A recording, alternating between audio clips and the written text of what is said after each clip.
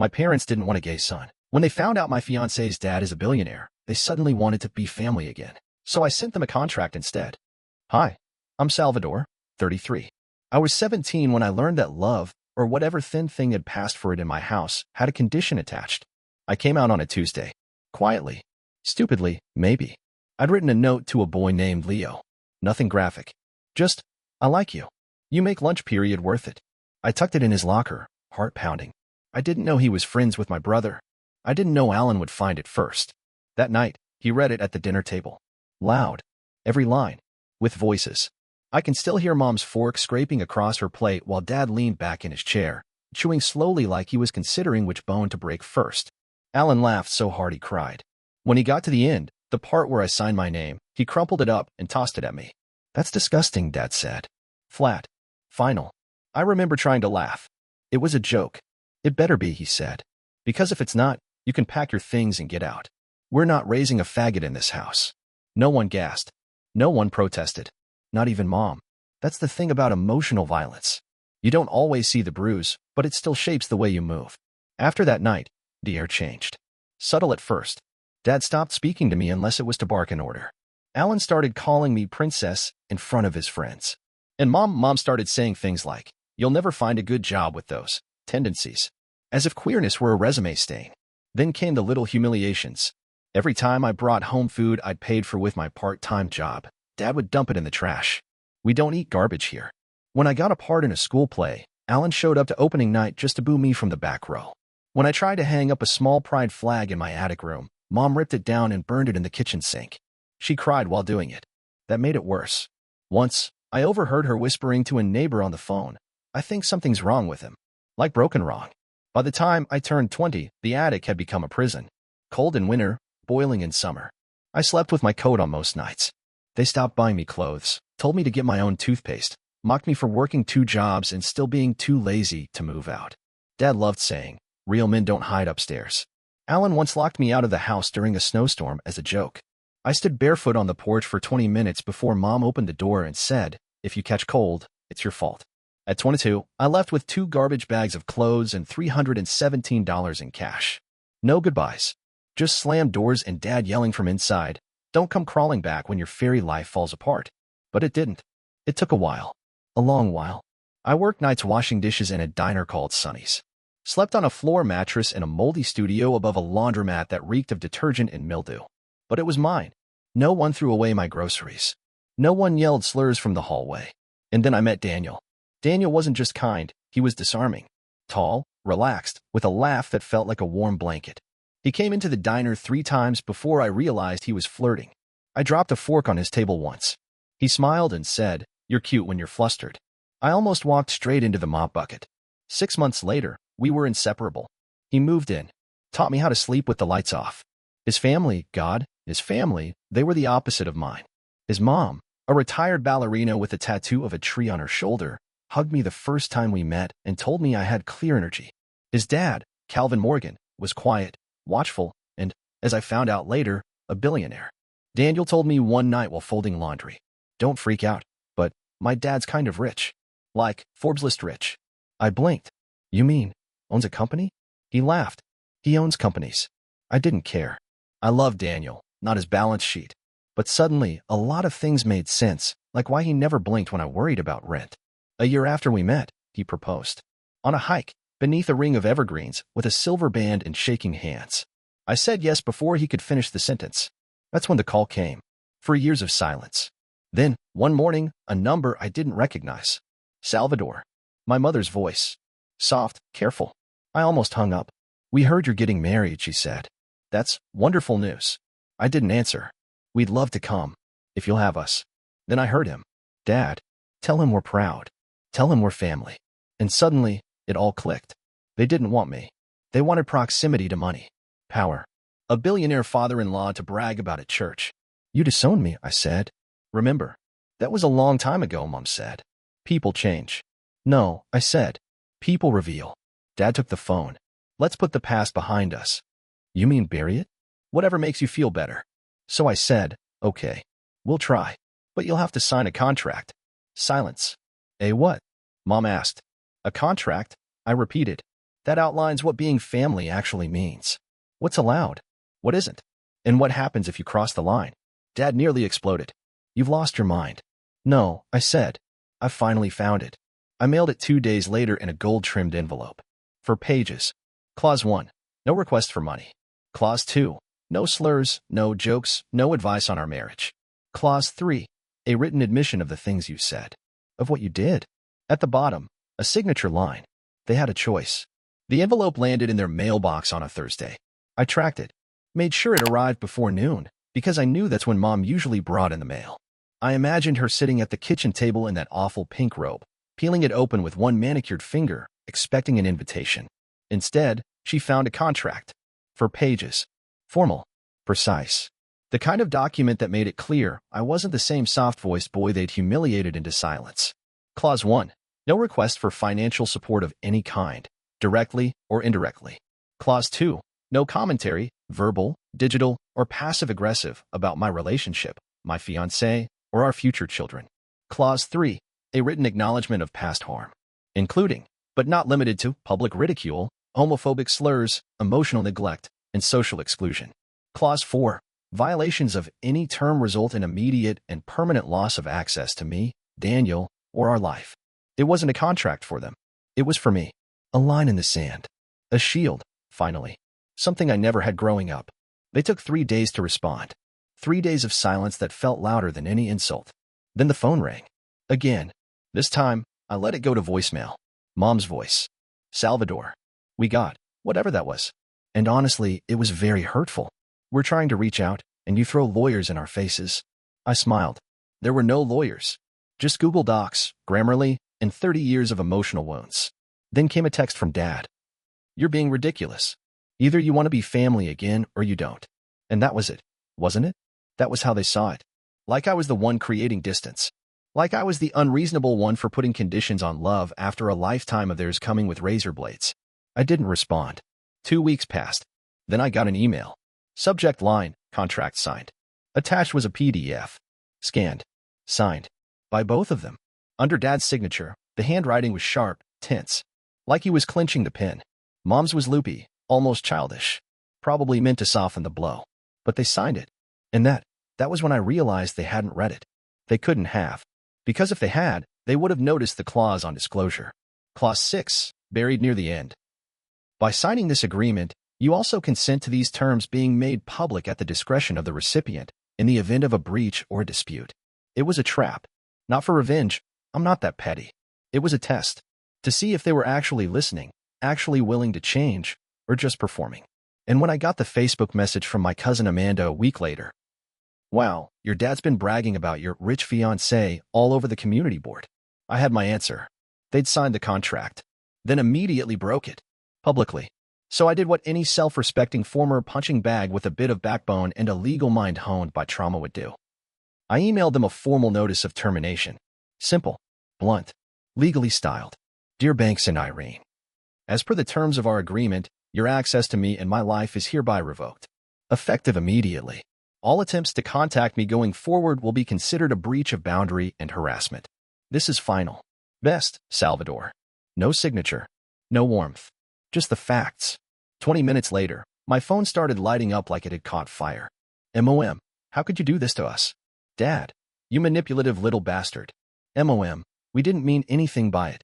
We're just proud of you. Dad, if that contract was real, you'd be sued for emotional damage. MOM, we miss you. Please don't do this. I blocked them both. And for the first time in my life, I felt safe.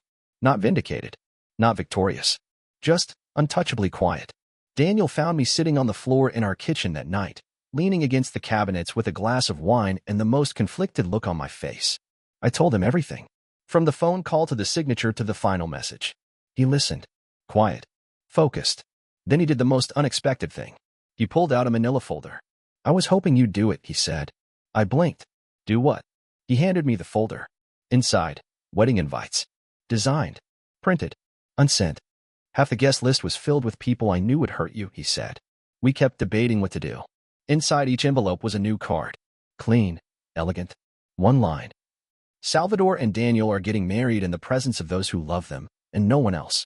I didn't cry, but I felt something lift. Something old. Like a splinter being pulled from deep under the skin. That night, we stayed up until 2 in the morning redoing the guest list.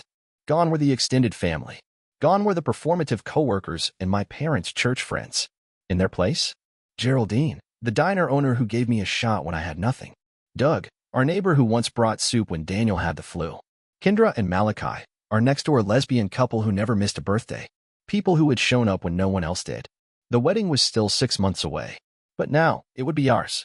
What my parents did next, well, that deserves its own chapter. Because they didn't take silence well. And next came the real explosion. 3 weeks after I blocked their numbers, the silence broke. Not with an apology.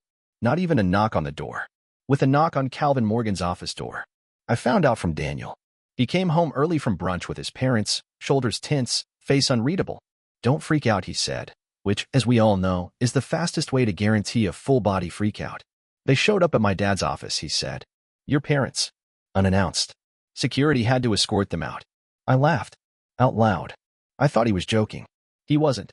They were screaming something about being misled and family betrayal. Daniel ran a hand through his hair.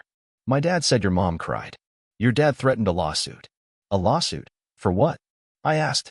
Daniel looked at me. Blinked once. Apparently, emotional distress caused by exclusion from the wedding of their firstborn. I couldn't help it.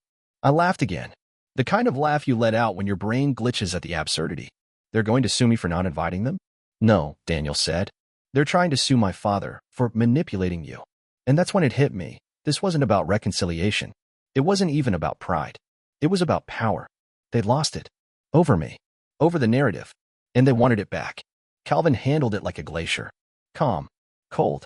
Slow-moving but unstoppable. He didn't call the police, yet, but his legal team sent a cease and desist the same day. That should have been the end of it. But people like Banks don't back down when they're wrong. They double down. So the next thing he did? He went public. I found out the same way anyone does these days, a Facebook post. It was one of those long, rambling status updates that starts with, I don't usually post personal things, and ends with character assassination. When your own child turns their back on you for money, fame, and woke values, what else can you do? We raised him with love.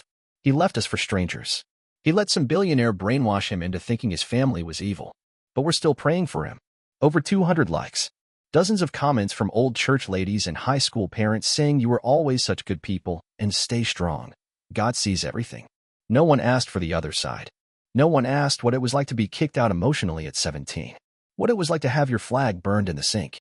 No one asked what it was like to be called a slur by the people who tucked you in at night. But I didn't respond. Because sometimes silence is the loudest thing you can say. Until I got a message from my old high school English teacher. Hey Sal, I know we haven't talked in years, but I just wanted you to know. I saw what your dad posted, and I remember. I remember how they treated you back then. I just wanted you to know, I believe you. That one message did more for me than any apology my family never gave. But the real surprise didn't come from Facebook, or the lawsuit, or the crying outside a billionaire's office. It came from Alan, my brother, the one who used to call me Princess, the one who read my love letter out loud while everyone laughed. He showed up. In person. At Sonny's East, the second location I ran. I was in the back plating eggs when my hostess came in and said, there's a guy out front who says he's your brother. My blood went cold. I walked out, apron still on, expecting a scene. But he was just sitting there. Alone. No smirk. No swagger. When he saw me, he stood up awkwardly, like he hadn't quite decided if he should shake my hand or run. I won't stay long, he said. I just needed to talk to you without Dad around. I folded my arms. Make it fast. He nodded. Cleared his throat. I think I'm gay. I blinked. And I don't know what to do. I swear, the world tilted. Just a little. Alan, is this a joke?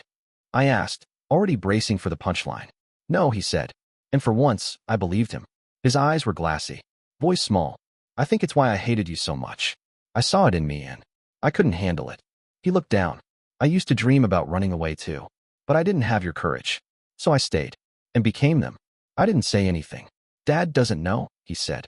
But Mom suspects. And it's getting worse. I feel like I'm living in a box that's closing in. He paused. I'm not here for forgiveness. I thought if anyone would understand what that box feels like, it'd be you. And I'll be honest, I didn't know what to say. Because I'd imagined 100 confrontations with Alan. 100 sarcastic, satisfying paybacks. I never imagined this. He wasn't the same brother who locked me out in the snow. He was something else. Smaller. Fragile. Human. We sat for an hour. I didn't hug him. I didn't invite him to the wedding. But I didn't kick him out either.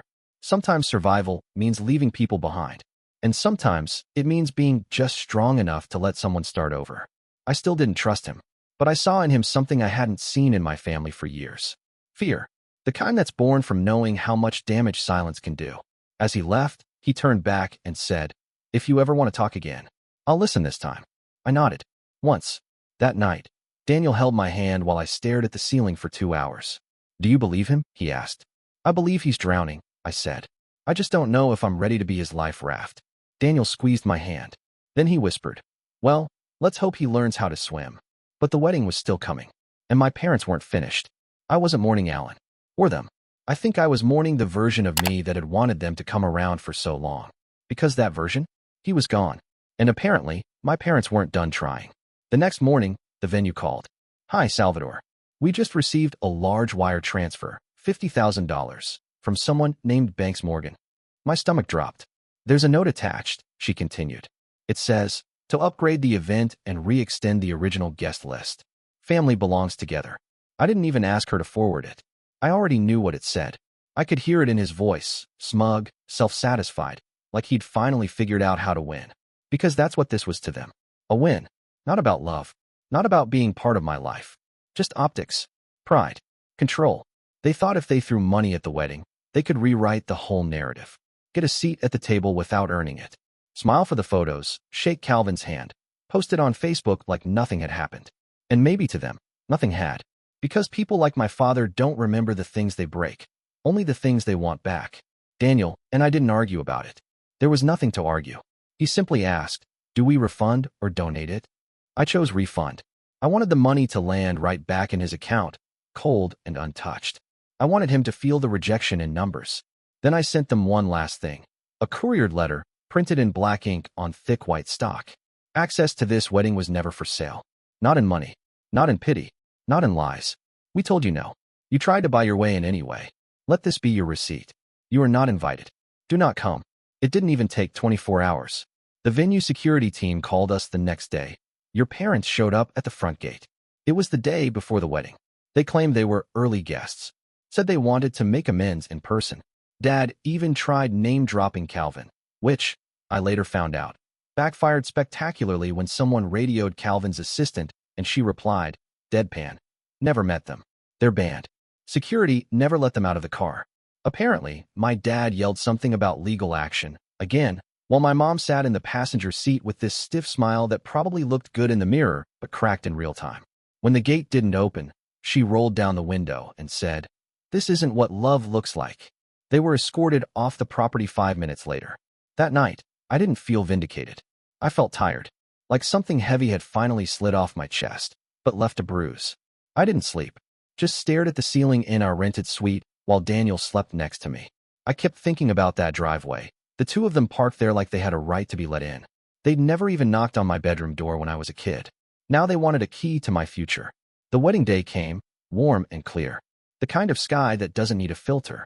We kept it small, maybe 60 people. No more than could fit under the canopy of trees surrounding the estate. No drama. No tension. Just joy. Geraldine walked me down the aisle. My old high school teacher, the one who messaged me after Dad's Facebook stunt, officiated. Calvin cried, well, teared up. Daniel's mom sobbed so hard we had to hand her tissues during the vows. It wasn't perfect. The cake melted slightly. The speakers buzzed once during the song. But it was real. And that was all I'd ever wanted. Not a big wedding. Not a billionaire's blessing. Just a day without shame. Without pretending. Without checking my tone, or my voice, or who I was holding hands with. The first dance started. Daniel and I barely heard the music. Just heartbeats and the sound of shoes on stone. And then, in the crowd, I saw someone lift their phone. Not a stranger. Alan. He was there. Quiet. At the very back. I hadn't invited him, but I hadn't told him not to come either. He didn't say anything. Just gave me a small, slow nod. And I nodded back. Not forgiveness. But maybe recognition. Later that night, Daniel and I sat on the grass while the rest of the guests danced. He leaned his head on my shoulder and whispered, "They're never going to stop trying, you know." "I know," I said. "But I finally know how to stop letting them." I didn't check my phone for the rest of the weekend. But when I finally did, there were no missed calls. No threats. Just one new message. From Alan. You were right to walk away. I just wish I had done it sooner. I didn't reply. Not because I was angry, but because, for the first time in my life, I didn't need anything from him. Not approval. Not permission. Not closure. Just peace. And I already had it.